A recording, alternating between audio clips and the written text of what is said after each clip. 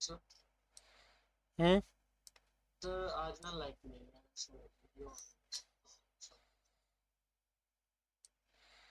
सिंह साहब बोल रहे हैं?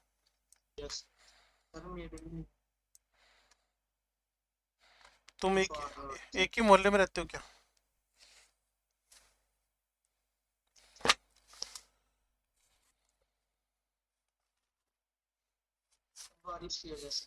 बारिश सुबह से ही हो रही है भैया, आज ना। कोई बात नहीं। इतना तो बच्चों पे विश्वास आ ही गया अब।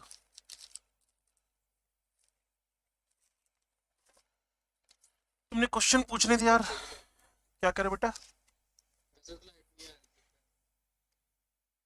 क्वेश्चन पूछो जल्दी से ना, आपको कहा था 1 से लेकर 19 तक पहुंचना है।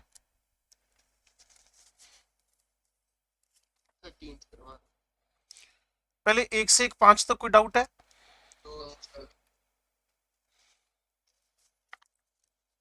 सारे हो गए?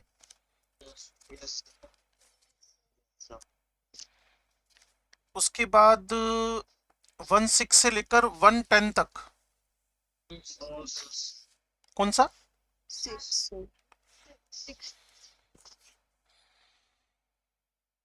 कार्बिनोल बताया था ना इसको मेरे ख्याल में, कि मिथेनॉल का दूसरा नाम कार्बिनोल है डेरिवेटिव नेमिंग सिस्टम में। मिथेनॉल का डेरिवेटिव सिस्टम नेमिंग के अंदर कार्बिनोल नेम है, इसको डेरिवेटिव नेमिंग सिस्टम बोलते हैं। डेरिवेटिव नेमिंग सिस्टम,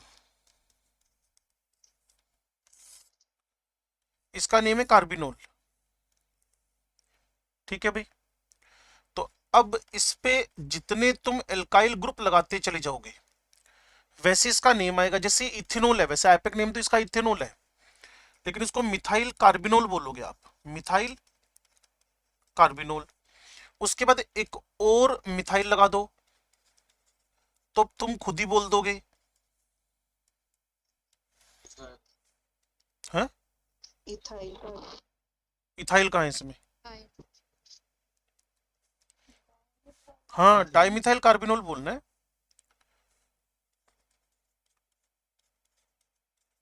यार इस पूरे स्ट्रक्चर पे जितने ग्रुप्स ऐड होते जाए उसका नाम बोलना है बस। अब जब आप इसको लिख रहे हो तो इसको बोलोगे डाई मिथाइल इथाइल कार्बिनोल। तो पहले ई अल्फाबेटिकली पहले लिख देना, डाई मिथाइल लिख देना, फिर कार्बिनोल लिख देना, सिंपल।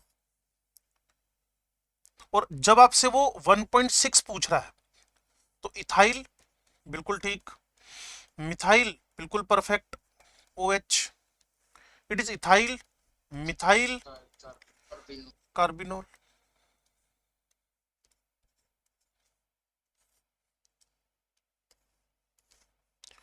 डेरिवेटिव नेमिंग सिस्टम के अंदर मिथेनॉल को कार्बिनोल बोला हुआ है, डेरिवेटिव नेमिंग सिस्टम के अंदर मिथेनॉल को कार्बिनोल बोला हुआ है। हाँ भाई, अगला नंबर बोलो। कौन सा?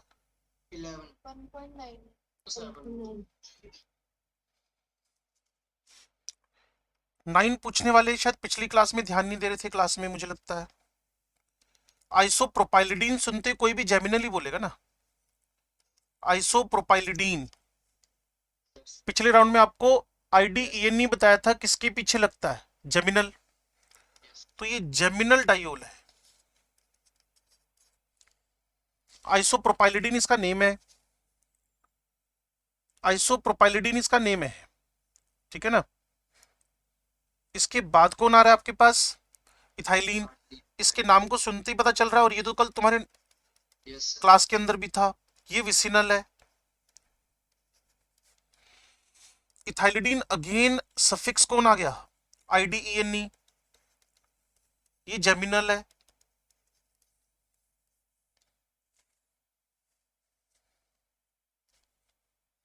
अगला नंबर बोलो। एब्सोल्यूट, ये एक्चुअल में ना जब एल्कोहल चैप्टर चलता है ना वहां की बात है, लेकिन अभी सीख ही लो, अच्छा है। 100% एल्कोहल को एब्सोल्यूट एल्कोहल बोलते हैं। एब्सोल्यूट मतलब प्योर है, 100%। जो मिथेनॉल है ना बच्चे, ये destructive distillation of would say बनती है, destructive distillation of would say बनती है, destructive distillation of would say बनती है। वुड से बनने की वजह से मिथेनॉल को हम लोगों ने एक नाम दे दिया है, वुड स्प्रिट। उसके बाद है पावर एल्कोहल। अभी कुछ गवर्नमेंट्स क्या कर रही हैं, कोशिश कर रही हैं कि 2025 तक ना पेट्रोल का यूज नलीफाई कर दें, आपके व्हीकल चला करें एल्कोहल से। क्लियर ना, फ्यूचर फ्यूल बोलते हैं उसको, तो पावर एल्कोहल की बात हो रही है, पावर एल्कोहल। तो ये इथेनॉल और पेट्रोल का मिक्सचर होएगा, इथेनॉल ज्यादा होएगी और पेट्रोल उसमें कम होएगा। Power alcohol is a mixture of ethanol and petrol. उसके बाद है rubbing alcohol.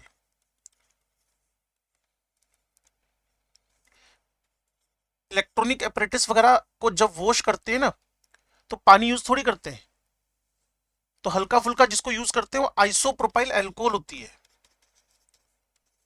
Isopropyl alcohol is a rubbing alcohol. बाकी रबिंग एल्कोहल का यूज पता है क्या है, अगर बॉडी टेम्परेचर भी डाउन करना हो,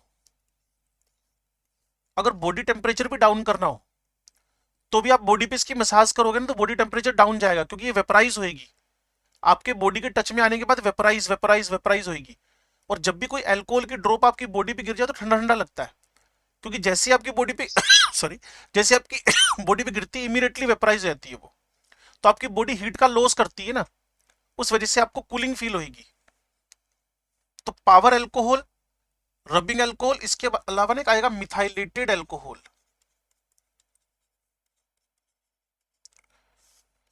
ये इथेनॉल को ड्रिंकिंग पर्पस से अनफिट करने के लिए, इथेनॉल को ड्रिंकिंग पर्पस से अनफिट करने के लिए इसमें पॉइजनस इथेनॉल मिक्स कर देंगे, मिथेनॉल। मिथेनॉल नेचर वाइज जहरीली है, मिथेनॉल। 12, 13, 14, 15,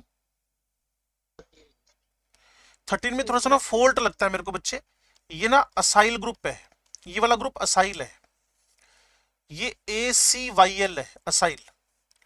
और इसी पे अगर आर की जगह एच लिख दूं तो यहां तुम स्मार्ट हो, फॉर्माइल है, एक कार्बन को फॉर्म बोलते हैं ना।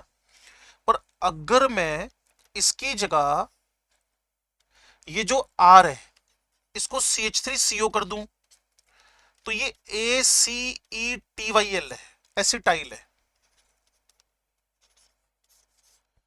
एसिटाइल है। ठीक है जी। अब मैं सारी स्ट्रक्चर ड्रॉ कर रहा हूं तो इसलिए मुझे इसमें थोड़ी गड़बड़ लगती है।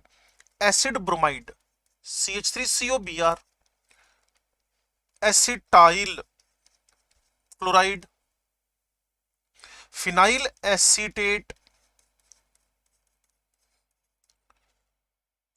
तो इस क्वेश्चन में मुझे गड़बड़ इसलिए लगती है क्योंकि सबके अंदर ही एसिटाइल ग्रुप पड़ा हुआ है। उसने असाइल पूछा था तो मैंने कॉमन असाइल मतलब एसिटाइल फॉर्माइल किसी को भी मैं बोल सकता हूं उसके अंदर ना। तो यहां भी एसिटाइल है, यहां भी एसिटाइल है, यहां भी एसिटाइल है। तो ये मुझे गड़बड़ लगती है इस क्वेश्चन के अंदर ना। इसका आंसर इसने 4 दे रखा है, जबकि आंसर एग्जैक्टली इसका बनना चाहिए all of these.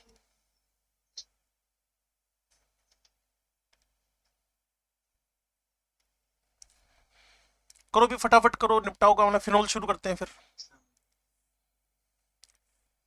14th 15th 17 तो बच्चे नोमेनक्लेचर का है, पिछले चैप्टर में भी आया था। एल्काइल अराइल हलाइड के अंदर थायो एल्कोहल्स को हम लोग ना मर्कप्टेन्स बोलते हैं। ठीक है ना, कारण बताऊं कैसे, कि जब किसी नोमेनक्लेचर में ये भाई साहब आते हैं ना तो इसका जो सफिक्स है, प्रीफिक्स है, वो अगर इसका नाम आपको पता है तो बहुत अच्छी बात, नहीं तो मैं बता देता हूं। 3 mercapto propanoic acid, 3 mercapto propanoic acid इसका नाम है। तो आप समझ गए कि इसका पहला आंसर आ रहा है, इसको बोलते हैं मरकप्टेन्स। ठीक है ना, इसको बोलते हैं मरकप्टेन्स।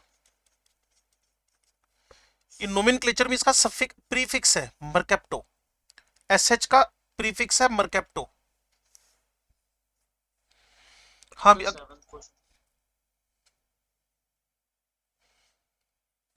थैलिक एसिड कल बनाया था नहीं था क्या?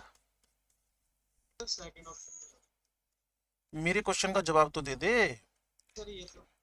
थैलिक एसिड ये है THALIC थैलिक एसिड, ठीक हो गया।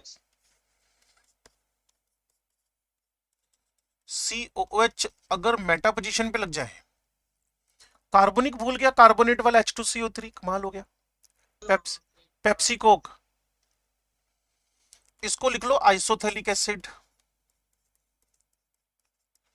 और इसके बाद जो बनेगा उसको लेना टरथैलिक एसिड।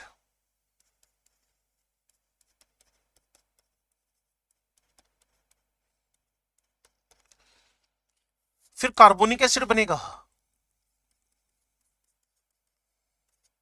लो जी, हो सकता है इसमें तुम्हें दिख रहा हो कि ये COOH है। और पिक्रिक बनाना आता है?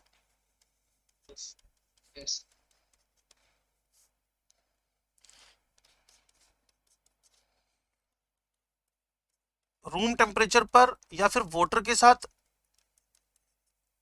हेलोरीन विद 3 नाइट्रो ग्रुप हीट करने पे ये बना था।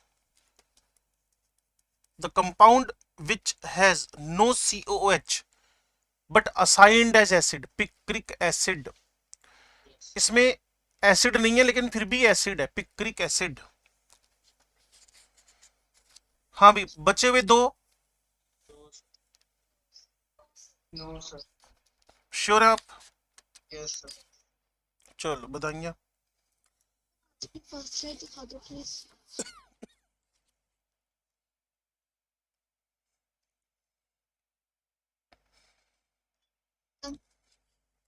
ये थी, हाँ ये थी आपकी 1.6 से स्टार्ट किया था हमने ना। बोलो भाई। ये सेकंड नंबर था, ये थर्ड नंबर था आपका, ये फोर्थ नंबर,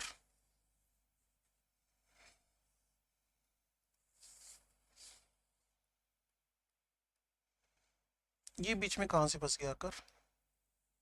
चलो ये आज का नहीं है, कल का है ये। हाँ जी, अभी जो हमारे 6 लेक्चर अलॉटेड है हम लोगों को वो है फिनोल के, ठीक है जी। तो हम स्टार्ट कर रहे हैं फिनोल्स में, ओनली फिनोल। मैंने कहा था इसमें वेरिएशन नहीं है हमारे पास, बस फिनोल ही बनाना है, इसलिए टेंशन हमें कोई ज्यादा है नहीं। तो फिनोल के सीधे सीधे हम जनरल मेथड ऑफ प्रिपरेशन पे चलते हैं। मेथड ऑफ प्रिपरेशंस, जैसे ऑर्गेनिक केमिस्ट्री में एल्केन चैप्टर से स्टार्ट होता है ना, वैसे इसमें भी एल्केन चैप्टर से स्टार्ट कर लो तो बात बनती चली जाएगी। नंबर 1, तो एल्केन से क्या आप फिनोल बना सकते हो? नहीं नहीं, बेंजीन से आप फिनोल बना सकते हो। तो वो है मेरे पास ऑक्सीडेशन ऑफ द बेंजीन। इसमें कोशिश करके ना सिनॉप्सिस की हेल्प लेते रहना, क्योंकि कोई ज्यादा वेरिएशन इसके अंदर है नहीं, स्ट्रेट फॉरवर्ड सी बातें हैं बस, और कुछ नहीं है। तो मैं थोड़ा सा इसमें ना सीक्वेंस ऐसे ओबे करूंगा कि ऑक्सीडेशन के सारे मेथड इकट्ठे आ जाए। जैसे ऑक्सीडेशन ऑफ बेंजीन है, तो मैंने बेंजीन लिखा, सारे के सारे H हम लोग ऑक्सीडाइज करवा सकते हैं किसके साथ? कोई ऑक्सीडाइजिंग एजेंट ले लो। अब ऑक्सीडाइजिंग एजेंट KMnO4 भी हो सकता है, K2Cr27 भी हो सकता है, HNO3 भी हो सकता है, क्लियर ना? वो इस टाइप के ऑक्सीडाइजिंग एजेंट आप ले सकते हो। तो जब इसके साथ ऑक्सीडाइजिंग एजेंट लेकर चले, in the presence of oxidising agents, और बेस्ट ऑक्सीडाइजिंग एजेंट आप V2O5 दे सकते हो, और उसमें टेम्परेचर मेंशन कर सकते हो 300 डिग्री सेंटीग्रेड। क्योंकि इतना टेम्परेचर इसलिए मेंशन करना मस्ट है क्योंकि विनाइलिक हाइड्रोजन है ये वाले, अगर आपको समझ में आ रहा हो तो। बेंजीन स्ट्रक्चर के अंदर ये विनाइलिक हाइड्रोजन है सारे, विनाइलिक विनाइलिक विनाइलिक। इनको यहां से रिमूव करना मुश्किल काम है, तो 300 डिग्री पर एक अच्छे खासे ऑक्सीडाइजिंग एजेंट ने इसको फिनोल में कन्वर्ट कर दिया, बट टेम्परेचर कंट्रोल करके चलना 300 डिग्री। दूसरा ऑक्सीडेशन का मेथड, हाँ बिल्कुल है, फ्रोम ग्रिग्नार्ड रिएजेंट, नाम सुना होगा आपने कभी।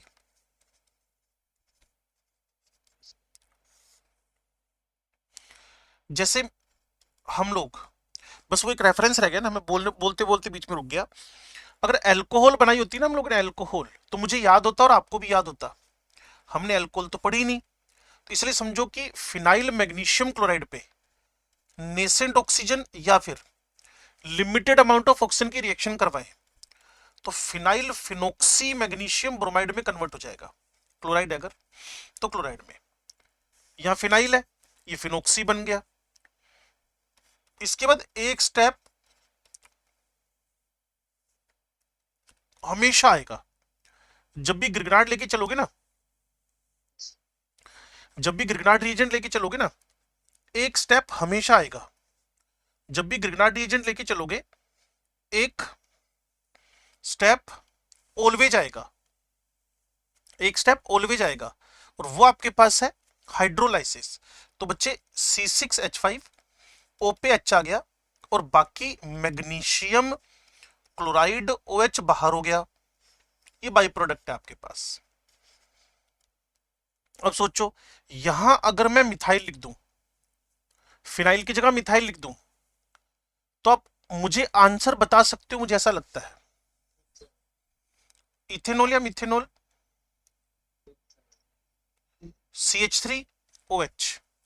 और अगर मैं इथाइल लिख दूं, इथेनॉल, अगर मैं प्रोपाइल लिख दूं, प्रोपेनॉल, और इसी तरीके से गेम आगे बढ़ता चला जाएगा, कोई बहुत बड़ा टास्क तो है नहीं। ठीक है जी, लो जी, ये प्रिपरेशन का दूसरा ऑक्सीडेशन का मेथड हुआ। तीसरा ऑक्सीडेशन और है मेरे पास, ध्यान से सुनना, oxidation of iso propyl benzene, जिसको हम बोलते हैं CUMENE, क्यूमीन। आइसोप्रोपाइल बेंजीन, जिसको हम बोलते हैं क्यूमीन, आइसोप्रोपाइल बेंजीन, जिसको हम बोलते हैं क्यूमीन। ध्यान से सुनना भाई, यहां मेरे पास आइसो प्रोपाइल बेंजीन, आपको पता है ये जो बेंजीन से जुड़ा हुआ कार्बन है, ये वाला, इसको क्या बोलते हैं, बेंजाइलिक कार्बन, और टर्शरी तो है ही,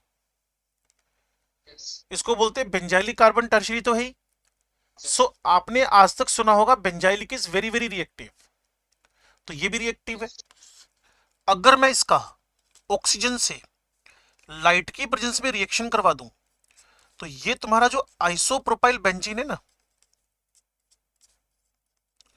आइसोप्रोपाइल बेंजीन है ना, उसका ये जो बेंजाइलिक कार्बन हाइड्रोजन बॉन्ड है, अगर मैं इसी पेजेस को पीछे लेकर जाऊं अप्रोक्सीमेट 20-22 पेज पीछे, तो टोलुइन पे क्लोरीनेशन कराया था लाइट की प्रेजेंस में, क्लोरीन पे, टोलुइन पे, वो बेंजीन रिंग पे नहीं हुआ था यार, वो मिथाइल पे हुआ था।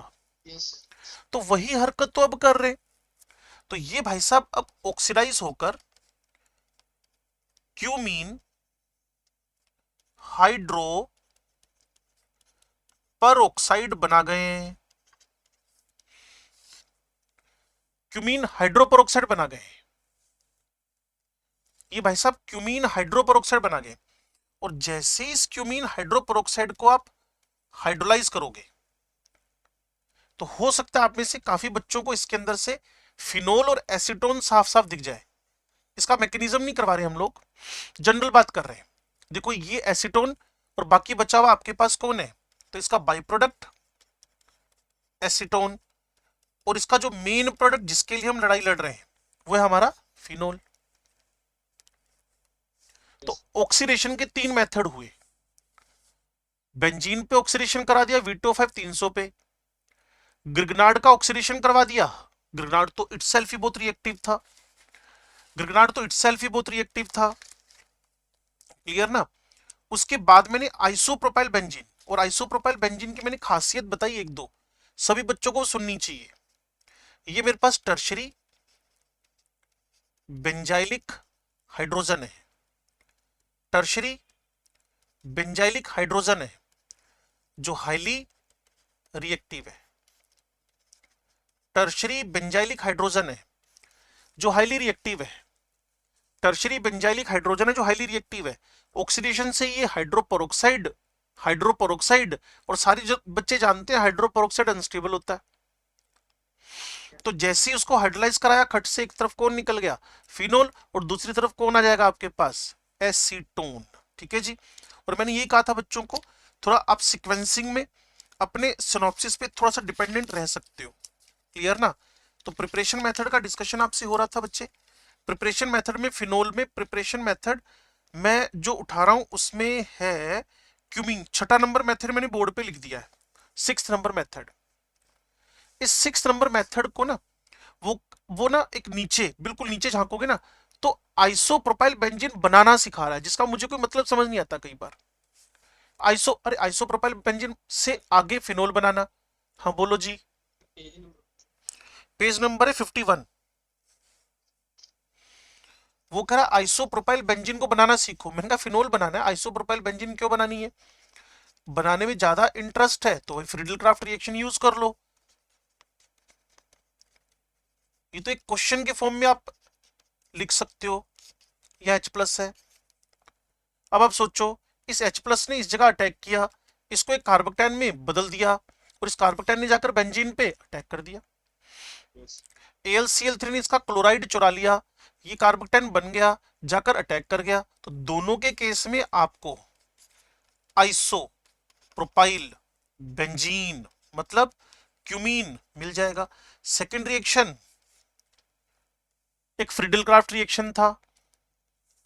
सेकेंड रिएक्शन एक फ्रीडल क्राफ्ट रिएक्शन था। सेकेंड रिएक्शन एक फ्रीडल क्राफ्ट रिएक्शन था। अगर आपको समझ में आ रहा हो तो कि बेंजीन रिंग पे AlCl3 methyl, AlCl3 ethyl chloride, AlCl3 isopropyl chloride, AlCl3 n propyl chloride, AlCl3 neopentyl, इसको अटैक करवाते जाओ सामने से फिडल क्राफ्ट एल्काइलेशन होता चला जाएगा। ठीक है जी। इसके बाद प्रिपरेशन मेथड नंबर 6 था ये ना। अब थर्ड नंबर पे नजर मारे। थर्ड नंबर पे उसने ब्रोमो बेंजीन पे मैग्नीशियम ड्राई ईथर से मैग्नीशियम पहले ग्रिग्नार्ड बनवाया, फिर ग्रिग्नार्ड पे HOO का रिएक्शन करवाया, फिर फिनोक्सी बनाया और फिनोक्सी बनाकर उसका हाइड्रोलाइसिस कर दिया। ठीक है जी। तो वो मैं लिख चुका हूं ऑलरेडी। और बेंजीन वाला मेथड यहां कहीं मेंशन नहीं है, वो मेरी तरफ से एक्स्ट्रा हो गया, उसको लिख के रखना। तो ऑक्सीडेशन के 3 मेथड मुझे दिखते हैं परफेक्टली, और हमारी बुक के 7 में से 2 किए अभी तक हमने, 3rd एंड 6th। ठीक है जी। अब मैं नेक्स्ट लिख रहा हूं 4th नंबर। इसमें मुझे डीकार्बोक्सिलेशन करवाना है, और मुझे लगता है जो बच्चे कल तक मेरे साथ थे वो समझ रहे होंगे। Decarboxylation of sodium salicylate, decarboxylation of sodium salicylate. यहां OH है, यहां COON है, और यहां CaONOH है। याद करो एक ट्रिक बताई थी आपको, H कहां ला दे भाई, COON ने उड़ा दो और H इस जगह पे लगा दो। लो जी। तो ये डीकार्बोक्सिलेशन का रिएक्शन हो गया। और किसका क्या काम था ये मैंने आपको बताया था, और हाई टेम्परेचर इसमें मस्ट है।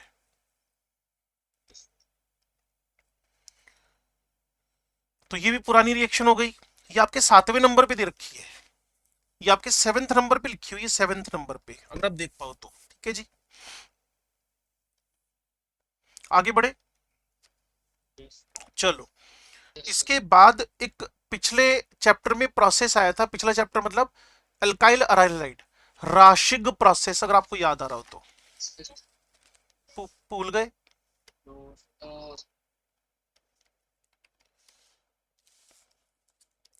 अगर नहीं भूले तो जल्दी से बता दो।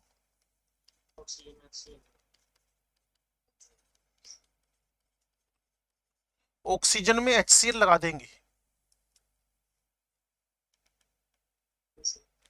बेंजीन पे ऑक्सीजन का रिएक्शन, HCl का रिएक्शन, और मुझे जहां तक याद आ रहा है इसमें ऑक्सीडाइजिंग एजेंट Cu2Cl2 लिया हुआ था, CuCl2 लिया हुआ था, कॉपर+2।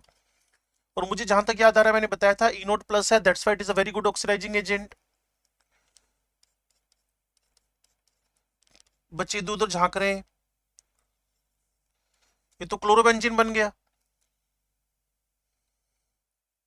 ये तो क्लोरोबेंजीन बन गया भाई। कहते हम क्या करें, बन गया तो सर हीटिंग। बस बात खत्म है। NaOH के साथ रिएक्शन करा दो। Yes. अगर पिछला चैप्टर पढ़ रहे थे ना, क्लियर ना, और पिछले चैप्टर में हमने क्लोरोबेंजीन पे रिएक्शन करवाया था भाई, बेंजाइन इंटरमीडिएट बनेगा हाई टेम्परेचर प्रेशर। तो इन भाई साहब ने राशिक प्रोसेस लिखने के बाद इस क्लोरोबेंजीन को बना 425 डिग्री पे पानी से रिएक्शन करवा दिए। और मैं तो कह ही रहा हूं हाई टेम्परेचर इस बॉन्ड फिशन को फेवर कर देगा, हाई टेम्परेचर प्रेशर भी फेवर कर देगा। और मेरे ख्याल में अगर थोड़ा बहुत पढ़ते लिखते हो घर बैठकर तो आपको पता होगा इसमें डबल बॉन्ड करेक्टर है। Yes. Yes, sir.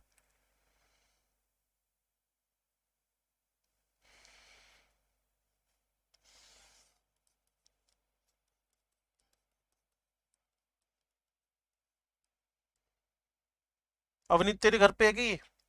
No, sir. तेरे यहीं से आ रही है आवाज, कितना नो सर। Yes, sir. तो राशिक प्रोसेस कहां तक था? बेंजीन से क्लोरोबेंजीन बनाने तक। आगे हमने अपनी तरफ से hot water, warm water, high temperature पे पानी से रिएक्शन करा के इस बॉन्ड को तोड़ने की कोशिश की है। अगर समझ गए तो बहुत अच्छी बात है। Yes. ठीक है भाई। एक मेथड और है क्लोरोबेंजीन के साथ, वो शायद पीछे आया था, DOW, डाउस प्रोसेस। DOW, डाउस process. इसके अंदर क्लोरोबेंजीन का NaOH से यार आया तो था पीछे 360 300 ATM पे, 360 डिग्री सेंटीग्रेड पे। नाम नहीं बताया, नाम नहीं बताया होगा शायद वहां। Yes, sir. क्लोरोबेंजीन हो गया, टू NaOH हो गया, क्लियर है। हाई टेम्परेचर प्रेशर ले लिया, 300 300 मैंने रिकमेंड किया कि दोनों 300 300 लिख दो तभी भी काम बन जाएगा, रिएक्शन प्रोसीड कर जाएगी, यील्ड थोड़ा लो हो सकती है अगर आपको याद हो तो। और बार बार कहा था इसके अंदर बेंजाइन बन रहा है, बार बार आपसे कहा था इसमें डबल बोन करेक्टर है, इसलिए रिएक्शन कोई आसान काम नहीं है। बार बार कहा था हाई टेम्परेचर प्रेशर इसके क्लोरोबेंजीन का डबल बोन करेक्टर ब्रेक कर सकता है। तो जैसे ही तुम्हारे पास फिनोल बने बेसिक मीडियम में, वो फिनोक्साइड बनाएगा, फिर उसको हाइड्रोलाइज करना है डाइल्यूट HCl से। कभी भी कोई एसिड बेसिक मीडियम में टिकता नहीं है, कभी भी कोई एसिड बेसिक मीडियम में एसिड ही नहीं रहता, सोल्ट बना लेता है। तीसरी बार बोल रहा हूं, कोई भी एसिड मीडियम अगर बेसिक पड़ा हो तो फाइनल एग्जिस्टेंस उसका सोल्ट के फॉर्म में रहता है। 100% गारंटी है Cl के OH ही आया है, पक्का OH आया है, बना भी फिनोल ही है। मीडियम बेसिक था ना, तो सोल्ट बन गया उसका सोडियम फिनोक्साइड। Yes. और सोडियम फिनोक्साइड को डाइल्यूट H2SO4 डाइल्यूट HCl से हाइड्रोलाइज करके आपने फिनोल में कन्वर्ट कर लिया है। इसको बोलते हैं DOW, डाउस प्रोसेस। ठीक है जी। Yes. तो थर्ड नंबर BDC से, fourth number Raschig, fifth number Dow's process, sixth number cumene, seventh number decarboxylation. Yes. तो अब आपके पास है सेकंड एंड फर्स्ट, तो हमारे यहां पर है सेवेंथ नंबर। चेक करना और सुनना भाई, BDC का नाम तो सुना होगा,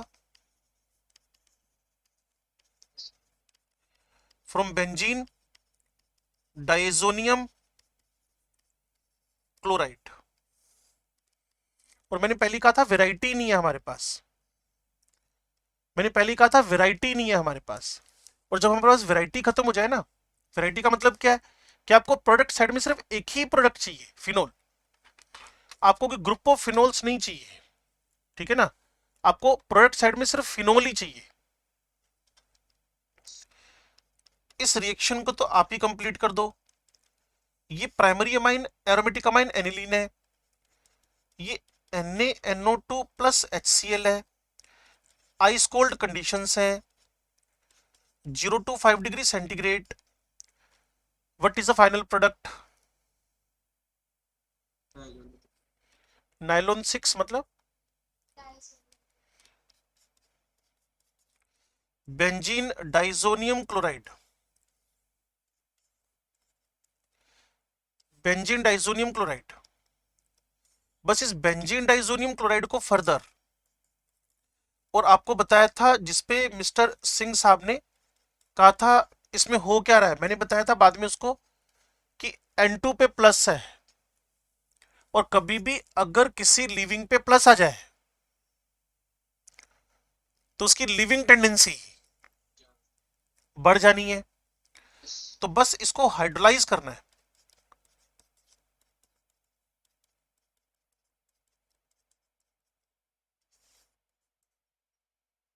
आयुष तेरे यहां से ना आवाजें आ रही हैं, उसको केमिस्ट्री पसंद नहीं है, पसंद तो तुम्हें भी नहीं है, बस तुम ये हरकतें नहीं करते. पीछे से उसको बंद करा. मैंने माइक नहीं ऑन किया. कहां से? ओके. इनको मेरी आवाज तो नहीं जा रही कहीं?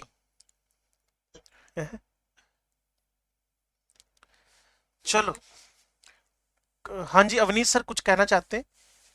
सर आपने नाइलॉन क्या बोला था? तूने बोला था, मैंने थोड़ी बोला था, मैंने तो तेरी बात को रिपीट किया था. मैंने तो नहीं. हाँ तो फिर इतनी तेज मत बोला करना.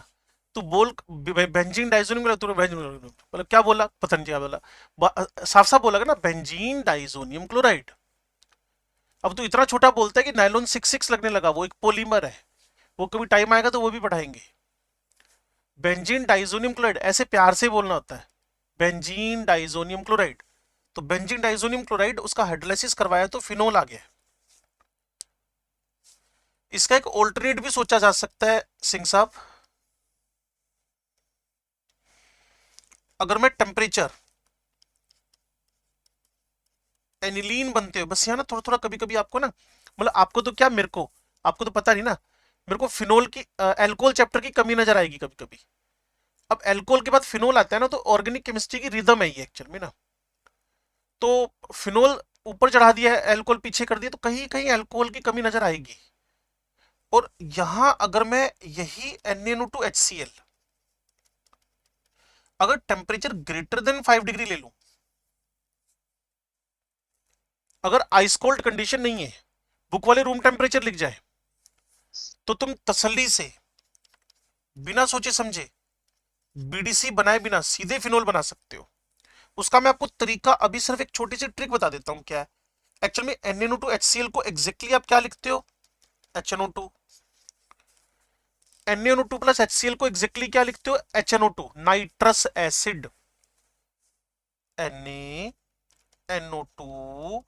प्लस HCl को कलेक्टिवली तुम लिखते हो HONO nitrous acid plus NaCl. ये जो HONO ना, नाइट्रस एसिड, HONO, ये लो जी. अब तुम्हें एल्कोहल साफ दिख जाएगी. इस पे कम से कम ना 15 मिनट लगते हैं. जब मैं एल्कोहल चैप्टर में होता हूं ना, तो प्राइमरी अमाइंस का रिएक्शन करवाते हैं हम लोग HNO2 से, प्राइमरी अमाइंस. तो एल्कोहल बनते हैं, कार्बोक्टेन बनते हैं, और यहां कार्बोक्टेन बनता है. और अगर ये एरोमेटिक हो,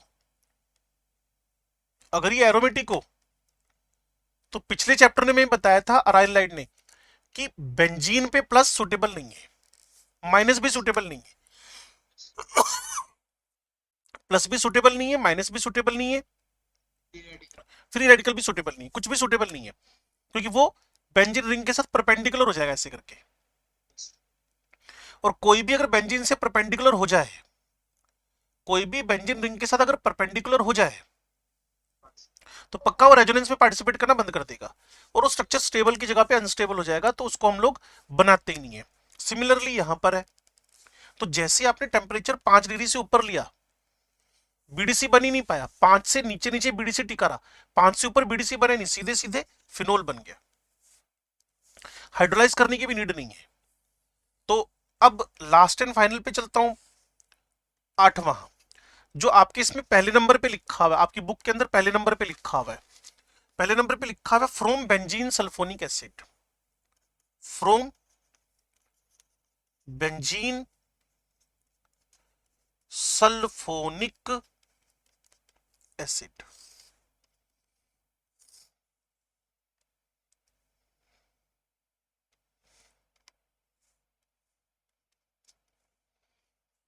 हाँ भाई, बेंजीन सल्फोनिक एसिड का मतलब क्या है, पहले तो बेंजीन सल्फोनिक एसिड का स्ट्रक्चर लिख दो, SO3H, ये बेंजीन सल्फोनिक एसिड है।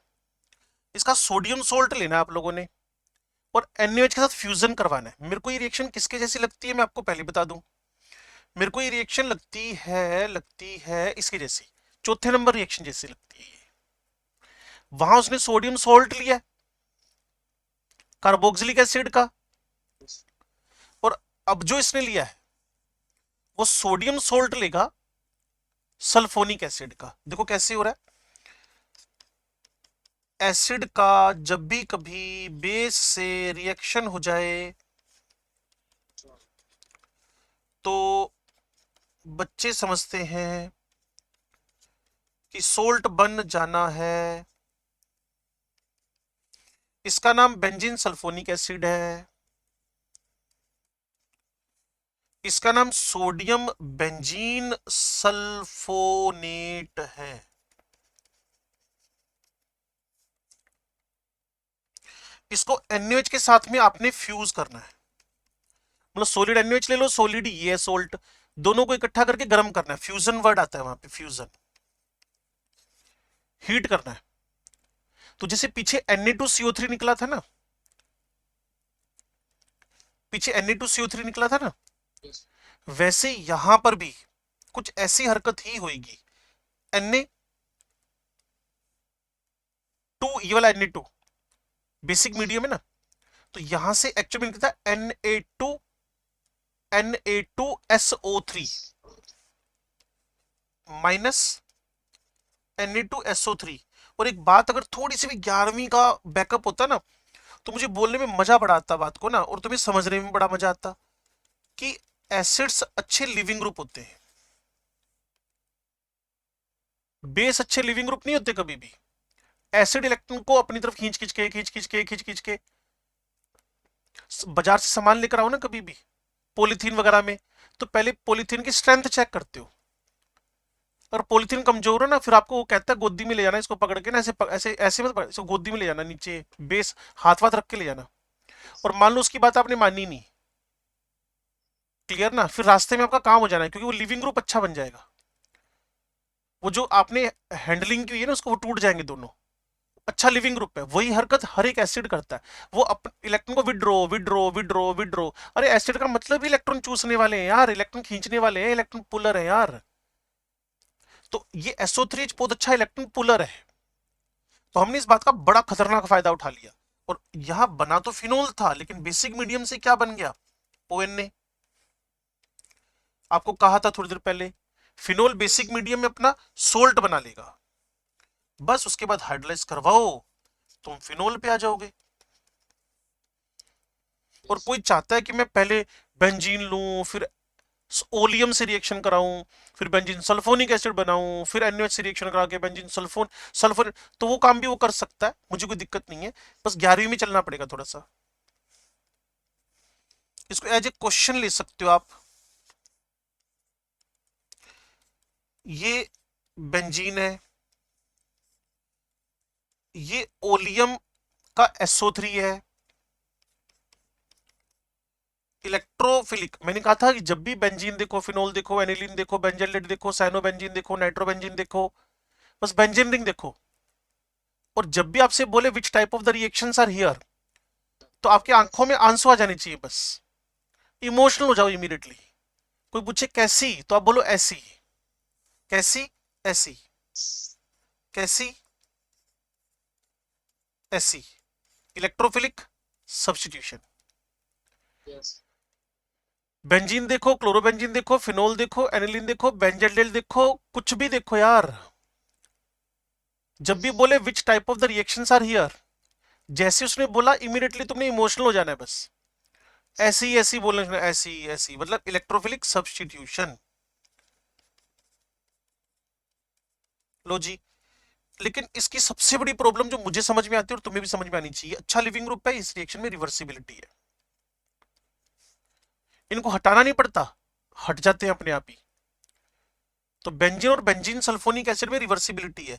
उसके बाद अगर इसमें बनते बनते NaOH डाल दो तो तुम अपना टारगेट अचीव कर लोगे, SO3Na।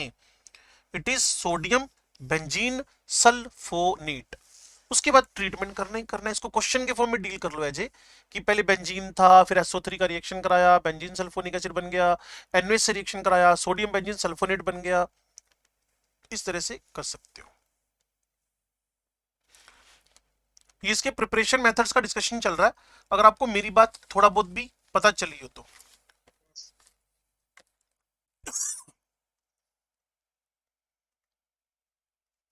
हाँ भाई, सर एक स्टेप ही जा रहा है इसमें, क्या कह रहा है?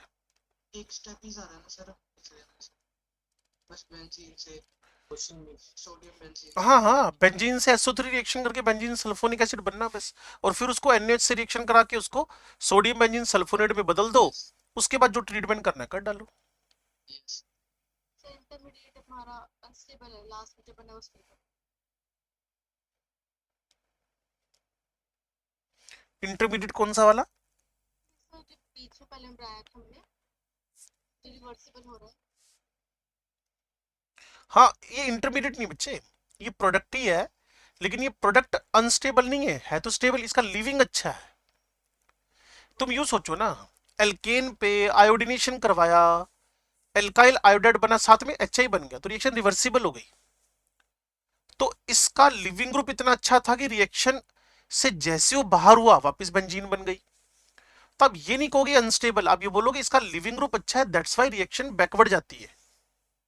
लेकिन अगर तुम इसमें बनते बनते बेस डाल दो तो ये सोडियम बेंजीन सल्फोनेट टाइप से बनाकर रखता है सोल्ट, कोई बुरी बात नहीं है। But SO3 itself is a good leaving group.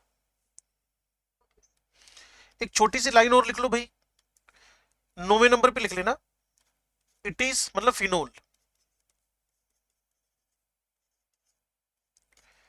Is middle oil फ्रैक्शनेट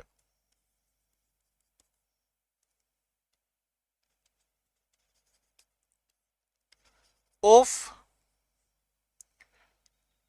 middle oil fractionate of crude oil, crude oil कच्चा तेल, या फिर पेट्रोलियम।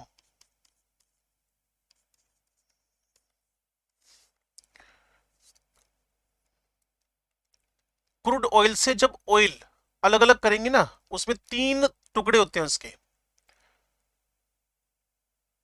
सबसे पहले लाइट ऑयल, फिर मिडल ऑयल, फिर हैवी ऑयल। जो लाइट है हल्का तेल है मतलब, उसके अंदर बेंजीन,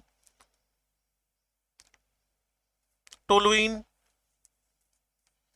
ये प्रतिभा क्या मुझे डराने की कोशिश कर रही है क्या? ऐसे मत करो यार, मैं तो अभी लीव करने वाला था, थोड़ा सा मैंने अपने आप को पेशेंस दिया, मैंने कहा यार, पता नहीं उसे पूछ ही लेते हैं, डरा तो नहीं रही वो। एक दिन तो तुम्हारे यहाँ लाइट नहीं थी इसलिए तुम्हें थोड़ा सा स्वेटिंग ज्यादा हो रही थी, आज क्या हो रहा है, थोड़ी परेशानी की वजह क्या है? आज लाइट कुछ के, मैंने कहा आज लाइट ज्यादा आ गई, पुरानी वाली भी सारी आ गई। नॉर्मल लाइट एज यूजुअल है, वेरी गुड। हाँ जी। तो 9th नंबर पे हमने लिखा मिडल ऑयल फ्रैक्शनेट, तो जो बीच वाला तेल था ना मिडल ऑयल, उसमें फिनोल होता है, क्रिसोल होता है, कैटेकोल होता है, रिसोर्सिनोल होता है, OH वाले सारे सारे ग्रुप मिल जाते हैं उसके अंदर, बेंजाइल अल्कोहल भी मिल जाता है उसके अंदर, वो सारे ग्रुप मिल जाएंगे उसके अंदर।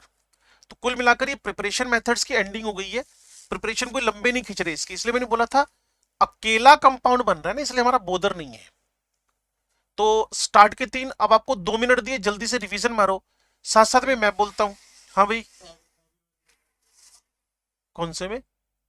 नेप्थलीन एंथ्रासीन, 2 या 3 बेंजीन रिंग इकट्ठी, नेप्थलीन एंथ्रासीन, लाइट ऑयल में बेंजीन, टोलुइन, जाइलीन, क्लियर ना। एक बेंजीन रिंग पे कोई भी एरोमेटिक हाइड्रोकार्बन टाइप से मिथाइल, इथाइल, क्यूमीन ये सब जुड़े रहेंगे।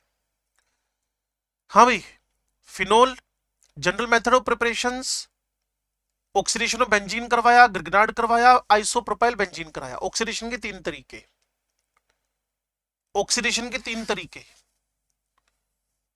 ऑक्सीडेशन के तीन तरीके अगर आपको समझ में आ गए हो तो। ऑक्सीडेशन करवाना है, ऑक्सीडेशन करवाना है, ऑक्सीडेशन करवाना है। किसका करवाना है? सबसे पहले बेंजीन का, तो यहां एक्स्ट्रा में V2O5 लगा।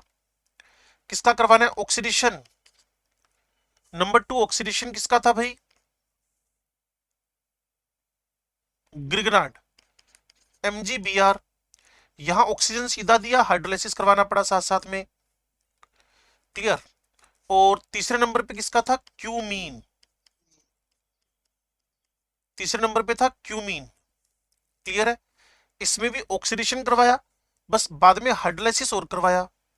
जबकि इसके अंदर डायरेक्ट आंसर आ गया, इसमें हाइड्रोलाइसिस है, दूसरे वाले में, तीसरे वाले में भी हाइड्रोलाइसिस है, और सबका फिक्स आंसर है फिनोल।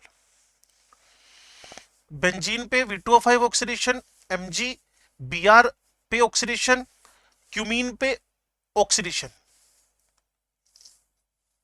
और एंड सबका हाइड्रोलिसिस है।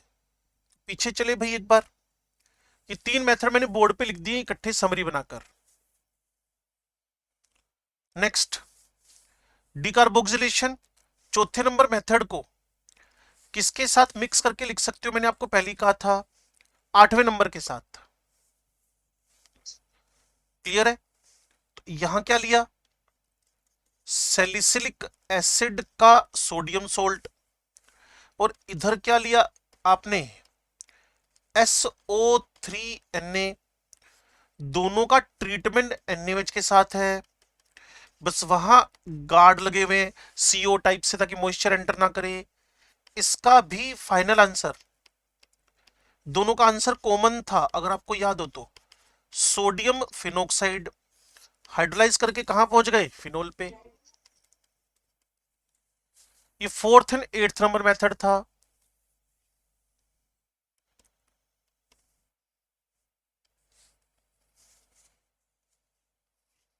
पीछे चलते हैं भाई, तो चौथा नंबर हो गया। अब पांचवें और छठे को इकट्ठा कर देते हैं। पांचवें और छठे में दोनों में क्या है? क्लोरोबेंजीन का फर्दर ट्रीटमेंट ही तो है। Yes. क्लोरोबेंजीन का फर्दर ट्रीटमेंट ही तो है। राशिक प्रोसेस के अंदर क्लोरोबेंजीन बनता है, डोज में क्लोरोपोसिस सीधा यूज होता है, क्लोरोबेंजीन यूज होता है, क्लियर ना। तो राशिक के अंदर और DOW दोनों सेम नहीं है, मुझे भी पता है, लेकिन इसके अंदर क्लोरोबेंजीन बनाएंगे हम लोग। बेंजीन यूज किया, क्लोरीन यूज किया,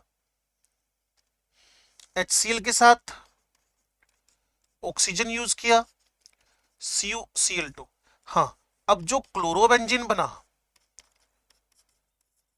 उसको पानी के साथ 425 पे, तो फिनोल, और यहां NaOH, हाई टेम्परेचर प्रेशर, उसके बाद उसका हाइड्रोलिसिस, तो दोनों का फाइनल आंसर फिनोल। ये राशि को डॉव प्रोसेस के अंदर बात हो गई, अगर समझ पा रहे हो तो।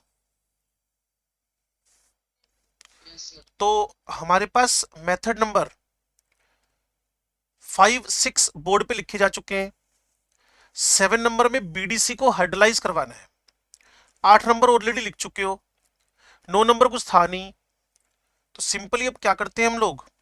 फिनोल तक पहुंचने का एक और रास्ता हाइड्रोलिसिस का ही है, लेकिन किसका हाइड्रोलिसिस?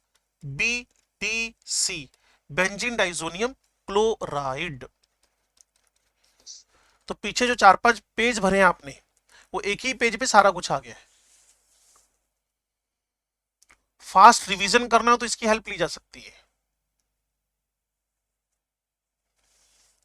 फास्ट रिवीजन करना हो तो इसकी हेल्प ली जा सकती है फिनोल के प्रिपरेशन मेथड्स के अंदर, जो मैंने बोर्ड पे लिखा है। तो अगले 13 मिनट के अंदर एक काम करने जा रहे हैं हम लोग, फिजिकल प्रॉपर्टीज पे थोड़ा सा फोकस करेंगे। फिजिकल प्रॉपर्टीज पे हम लोग फोकस करने जा रहे हैं।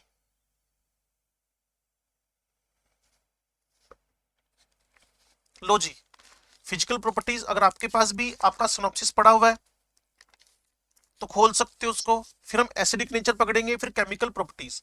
तो मुझे लगता नहीं है कि कोई ज्यादा दिन लगने वाले हैं इस चैप्टर को। हाईएस्ट है 2.5 लेक्चर, अगर इसी स्पीड से रिवीजन कर करके कराते रहे तो। ठीक है, तब तक आप तैयारी रखो अपने एल्काइल अराइल हैलाइड चैप्टर की। और मौका लगा तो मैं कहता हूं हेलोफॉर्म रिएक्शन भी साथ ही सीख लेना, ताकि उस चैप्टर के सारे क्वेश्चन ही हो जाए। हम बैलेंस क्यों रखें अपने साथ ना। लो जी, फिजिकल प्रॉपर्टीज। हाँ जी,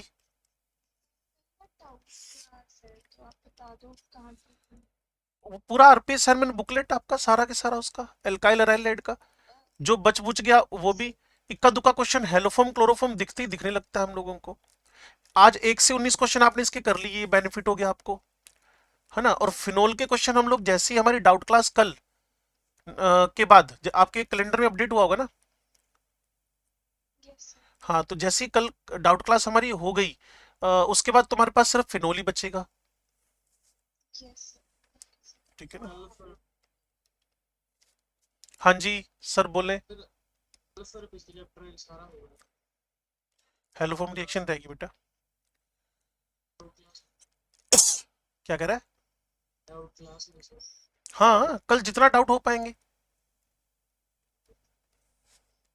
डाउट मैंने थोड़ी लेने होते, डाउट तुमने लेने होते बच्चे, मैंने तो करवाने होते हैं। अब तुम एक डाउट को 1 घंटे में खींचो तो 1 घंटे में एक डाउट होएगा। स्पीड तो तुमने बनवानी होती है ना बच्चे। इवन मेरे हाथ में तो लेक्चर भी नहीं होता, ये भी आप ही ने कंट्रोल करना होता है। कि मान लो किसी को समझ नहीं आया तो मैंने वापस बताना होता है, लेक्चर भी आप ही ने कंट्रोल करना होता है बच्चा। हाँ जी, तो इसकी फिजिकल प्रॉपर्टीज के अंदर ये कलरलेस हाइग्रोस्कोपिक क्रिस्टलाइन सॉलिड है। एमपी इसका 42 है, बीपी इसका 182 है। इसका बीपी रूम टेम्परेचर से और एमपी रूम टेम्परेचर से ज्यादा हो तो वहीं से कुछ बातें पता चलने लगी। सॉलिड है और सॉलिड में 2 फॉर्म होती है, आपको पता है, क्रिस्टलाइन एंड अमोर्फस। तो ये भाई साहब क्रिस्टलाइन है, पानी वानी को सोखता रहता है, दैट्स वाई हाइग्रोस्कोपिक है। और कलर वलर कुछ नहीं है इसका। सॉलिड में क्रिस्टलाइन, नमी सोखने वाला, मॉइस्चर सोखने वाला, कलरलेस कंपाउंड है। एमपीबीपी मैंने जानबूझ के पहले लिखे हैं तो आपको समझ में आ जाए कि जो भी एमपीबीपी रूम टेम्परेचर से अप होंगे वो by default he solid state में एग्जिस्ट करेगा। दूसरी बात, इसमें कैरेक्टरिस्टिक स्मेल है, वो लिखने की नीड नहीं है। And shows a strong corrosive action on the skin, blisters बन जाएंगे अगर स्किन के टच में आ जाए ना। और एक केमिस्ट्री रिएक्शन मैंने आपको बताया था 1% इसका डिसइंफेक्टेंट है। यस और अगर कॉन्सेंट्रेशन को डाइल्यूट डाइल्यूट डाइल्यूट डाइल्यूट करते जाओ तो ये भाई साहब एंटीसेप्टिक भी है। यस ठीक है ना। Able to form hydrogen bond with water, clear है। तो पानी में और फिनोल में हाइड्रोजन बॉन्ड बन जाएगा, वाटर में और फिनोल में हाइड्रोजन बॉन्डिंग हो जाएगी। ठीक है जी। It is sparingly soluble in water, उसकी वजह क्या है उसको मैं हाईलाइट करता हूं भाई। ये जो फिनाइल पार्ट है ना, ये हाइड्रोफोबिक है। हाइड्रोफोबिक समझते हो ना, वाटर को रिपेल करने वाला, यस वाटर को रिपेल करने वाला। That's why it is less soluble, कम घुलने वाला है पानी में। इट इज स्प्रेंगली सोल्यूबल, पानी में कम घुलता है। और उसकी वजह आपको समझ में आ गई होगी, highlighted portion. Phenyl is hydrophobic, water repelling. It is sparingly soluble in water because of its large hydrocarbon part, but readily soluble in organic solvents. लो जी, यहां ऑर्गेनिक सोलवेंट रखा तो यहां बता दिया गया हाईली सोल्यूबल। ठीक है जी। Meta and para nitrophenols are more soluble in water. वापिस सुन लो, मेटन पैरा नाइट्रोफिनोल्स ये OH नाइट्रो,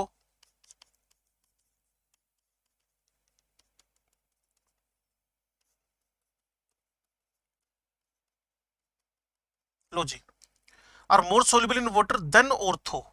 इसके कंपैरिजन में ये वाले पानी के अंदर ज्यादा घुलते हैं। आप में से कोई इसकी वजह बता पाए तो मजा आ जाएगा।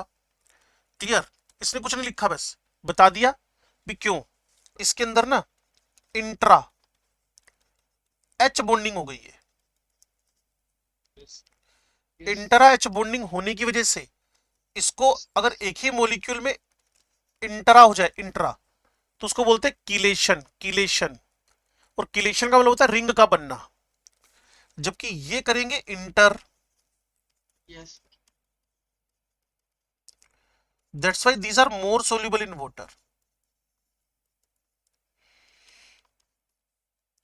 तो जो आपका ऑर्थोफॉर्म है वो पानी में कम घुला, और जबकि पैरा और मेटा ज्यादा घुले, क्योंकि ऑर्थो में इंट्रा बॉन्डिंग हो गई।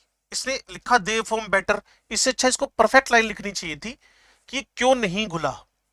उसके नहीं घुलने के पीछे वजह मैंने आपको बता दी है कि वो इंट्रा एच बॉन्डिंग कर रहा है, इंट्रा एच बॉन्डिंग कर रहा है।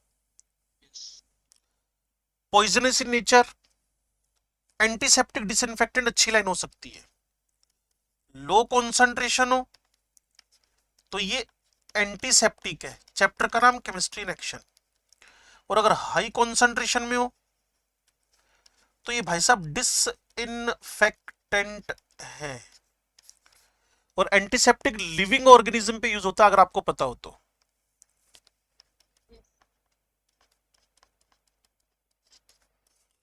और डिसइंफेक्टेंट, हाँ जी,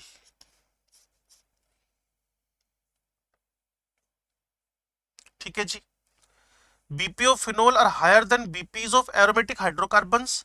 वो कंपेरेबल मोलिकुलर, वो तो एच बॉन्डिंग होगी ना। अगर हाइड्रोकार्बन के कंपैरिजन में बीपी चेक करोगे बेंजीन वेंजीन से, ये तो अगर ना भी लिखते तो भी पता है कि इनके अंदर हाइड्रोजन बॉन्डिंग फेवर कर गई है। और जहां कहीं भी एसोसिएशन है, जहां कहीं भी एसोसिएशन है, जहां कहीं भी एसोसिएशन है, उस जगह पे हाइड्रोजन बॉन्डिंग होने, बीपी एसोसिएशन होने से बढ़ जाना है। yes, sir. ठीक है जी। जहां आपने ऑर्थो लिखा था ना, ऑर्थो जहां किलेशन लिखा था, वहां एक लाइन और लिख लेना, स्टीम वोलेटाइल।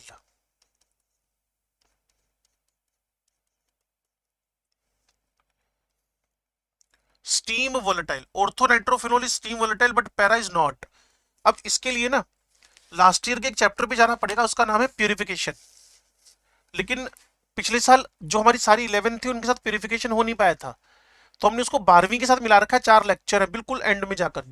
जिस दिन प्यूरिफिकेशन शुरू हो गया समझो तुम्हारा चैप्टर एंड, उस दिन सिलेबस एंड होएगा। जिस दिन भी प्यूरिफिकेशन स्टार्ट हो गया, और उसके 4 लेक्चर अलॉटेड है। लास्ट ईयर 11th वालों का प्यूरिफिकेशन हो नहीं पाया था। तो उस प्यूरिफिकेशन के अंदर ना एक स्टीम डिस्टिलेशन टेक्निक है, स्टीम डिस्टिलेशन टेक्निक। उस स्टीम डिस्टिलेशन में ऑर्थो और पैरा नाइट्रोफिनोल का सेपरेशन होता है, और ऑर्थो स्टीम के साथ जाता है, जबकि जो पैरा है, पैरा तो आपके सामने था ना बच्चे, इंटर कर रहा है, इंटर। पैरा वाला तो इंटर कर रहा है ना, पानी के साथ एसोसिएटेड हो जाएगा। ऑर्थो मना कर देता है। ऑर्थो नाइट्रोफिनोल खुद घर में ही जुड़ गया आपस में, तो पानी के साथ वो नहीं जुड़ पाया, उसके अंदर एसोसिएशन नहीं हो पाई। जबकि जो मेटा पैरा वाले है ना, वो वाटर के साथ में हाइड्रोजन बॉन्डिंग करके ज्यादा सोल्यूबिलिटी भी शो कर रहे as compare to ortho. Association नहीं है, पावर इन यूनिटी बोलते हैं ना, तो पावर इन यूनिटी पैरा और ऑर्थो, पैरा और मेटा में वो यूनिटी नहीं बन पाई ऑर्थो के अंदर, तो स्टीम के साथ चला गया। जो कि पैरा पानी से जुड़ चुका था ऑलरेडी, तो स्टीम के साथ नहीं गया वो, इसलिए उसको स्टीम वोलेटाइल बोला हुआ, स्टीम वोलेटाइल। लो जी, अब इसके एसिडिक नेचर पे बात हो रही है, ये भी एक अच्छा टॉपिक है। Acidic nature of the phenol, acidic nature of phenol. बस एक छोटा सा काम कर दो आप मेरा, वैसे तो आप नहीं करते हो लेकिन फिर भी मैं कहता रहता हूं आपको, और जब आप करने लगोगे तो आपको पता चलेगा ये मेरा काम था ही नहीं, आप ही का था। इसके अंदर रेजोनेंस बनाना है आपने।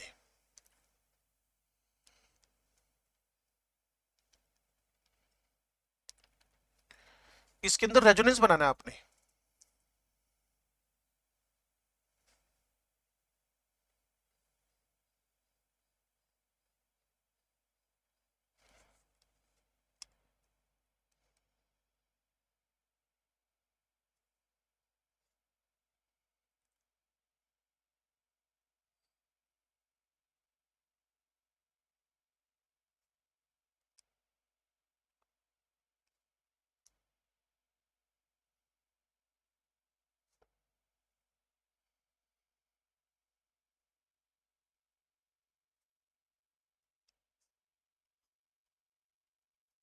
आज ही करना था भाई और बहनों।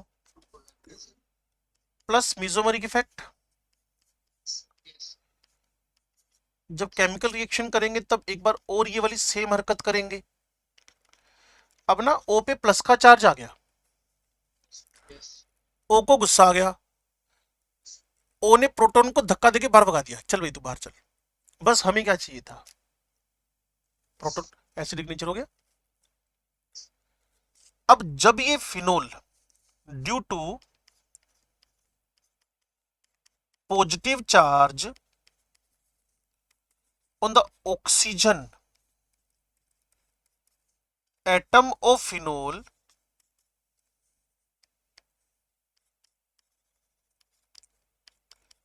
it donates the proton and forms the phenoxide,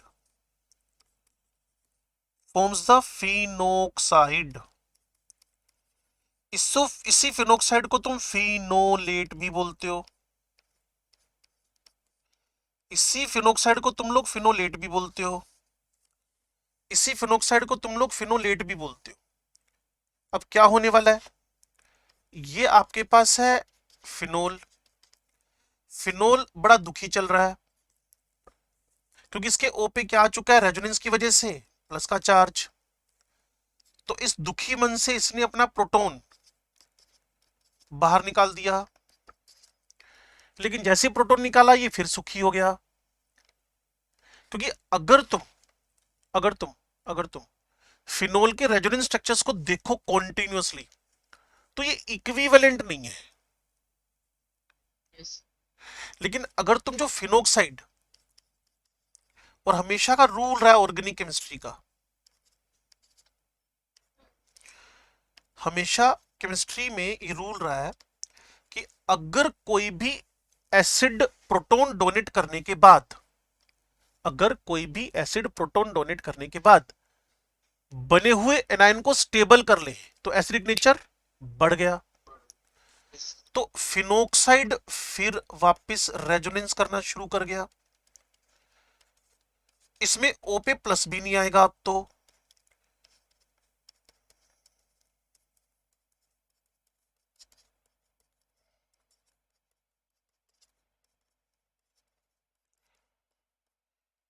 इसमें तो O पे प्लस भी नहीं आ रहा। तो जो फिनोक्साइड बना आपके पास वो कंपेरेटिवली ज्यादा स्टेबल है। Yes. Yes. फिनोल के O पे पॉजिटिव चार्ज आने की वजह से और फिनोक्साइड के O पे पॉजिटिव चार्ज नहीं आने की वजह से तो फिनोक्साइड ज्यादा स्टेबल हो गया।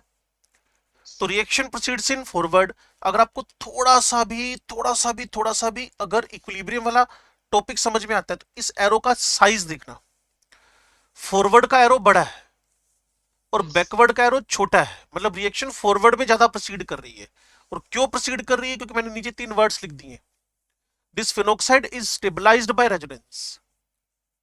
और ये फिनोक्साइड जब रेजोनेंस से स्टेबलाइज्ड हो जाए जब ये फिनोक्साइड रेजोनेंस से स्टेबलाइज्ड हो जाए तो बड़ी सिंपल सी बात है कि acidic nature of phenol is increases. The last line of class, acidic nature of phenol is increases. Phenol का एसिडिक नेचर बढ़ गया और इस एसिडिक नेचर को और कैसे घटा बढ़ा सकते हो इस पर हम बात करेंगे, पक्का करेंगे। क्लियर ना? और कल का जो हमारा शेड्यूल शुरू होएगा वो आरपीएस से शुरू होएगा, असाइनमेंट पे चलेगा एंड देन फाइनली बुकलेट पे जाके रुक जाएगा। जितना काम हो पाया अच्छी बात है, नहीं तो हम फिनोल में से 3 दिन आराम से बचा लेंगे। Yes. ठीक है भाई? Thank you. Okay. दिखानी थी कोई slide का। कौन सी स्लाइड भाई? ये last वाली। मैं भेज रहा हूं तेरे को, टेंशन ना ले। Okay sir. Thank you sir. Okay जी, ओके।